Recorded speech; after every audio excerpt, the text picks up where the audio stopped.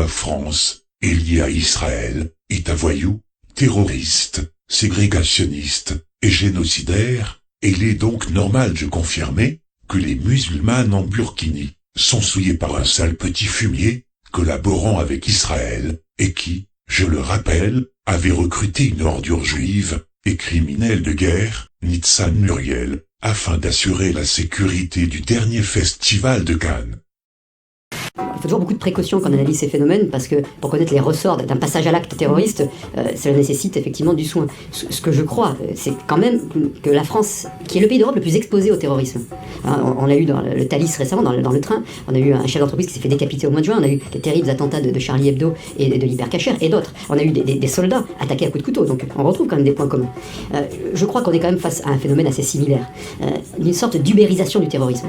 On voit bien, et ce qui est très difficile à appréhender, il faut s'habituer, je crois, à vivre avec cette menace, il faut la maîtriser. Et ce qui m'intéressait dans mon voyage en Israël, c'était d'abord de montrer une sérénité, de dire, moi je viens en Israël parce qu'on n'a pas peur, il faut jamais avoir peur, en tout cas il ne faut pas le montrer, parce que la peur ça fait partie de l'homme, mais il ne faut pas le montrer, c'est une forme de soutien. Et c'est aussi pour apprendre.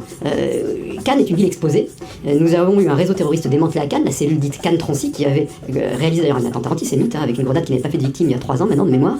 Et je crois qu'il faut regarder ça avec beaucoup de fermeté, mais aussi de façon très professionnelle. J'ai rencontré des spécialistes de la sécurité encore ce matin, c'était très intéressant, on a échangé nos expériences. La France est en train de changer complètement de mentalité, c'est le bon côté, j'allais dire, il était temps. On se rend compte qu'il faut une réponse technique, une réponse, on a des services de renseignement qui sont très performants en France, des services secrets qui sont performants, il faut une réponse juridique, et la dernière loi sur le terrorisme va loin, elle est performante, notamment pour se prévenir des cyberattaques, pour aussi faire de l'investigation, pas être que défensif, aussi elle est par des algorithmes et par la capacité de pénétrer des réseaux informatiques et des réseaux de télécommunications. Donc là on a des choses peut-être à expliquer et qui peuvent servir de modèle, mais aussi dans la gestion quotidienne du risque.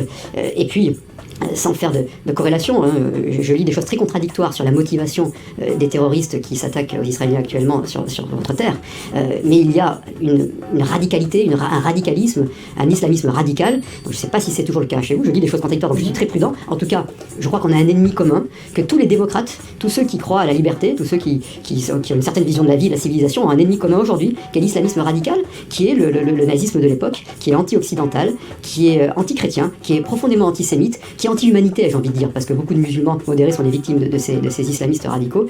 Et ça pose des questions fondamentales aussi sur la démocratie. La démocratie, c'est jamais un système absolu, c'est relatif. Où sont les limites de la démocratie? À partir de quel moment on se fourvoie en tant que démocrate, soit par notre faiblesse, soit en tombant nous-mêmes dans les mêmes méthodes.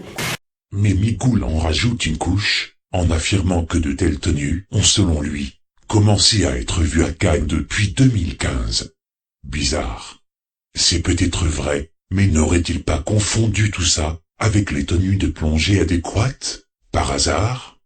Et tant qu'on y est, si tu veux qu'on interdise ton objet dû à ton délire, dis à ton enfoiré de mère d'interdire aussi ces genres de tenues, d'où aucun 2 poids 2 mesures, et tout le monde sera content.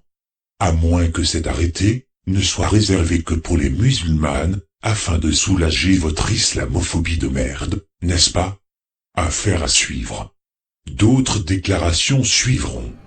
À très bientôt.